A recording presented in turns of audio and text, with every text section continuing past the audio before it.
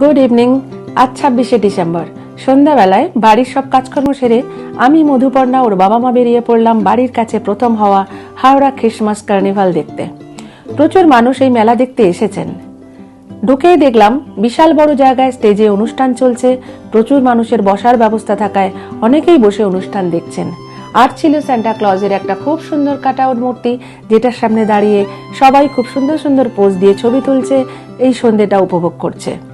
এছাড়া আছে শাড়ি স্টল, বিভিন্ন জিনিসপত্রের স্টল, অনেক রকম খাবারের স্টল দেখলাম। যেটা আমাদের অনেকেরই প্রিয়, সেই ফুচকাও খেলাম একটু।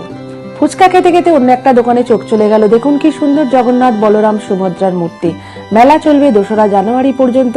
প্রতিদিনই কিছু না কিছু অনুষ্ঠান চলবে আজকের মতো।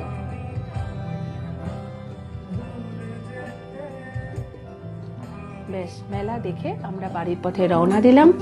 ডিসেম্বর মাস বছরের শেষ, এবং আগামী বছর আপনাদের ভালো কাটুক, সুন্দর কাটুক, এই কামনা করে ব্লগটা আজকে আমি শেষ করলাম।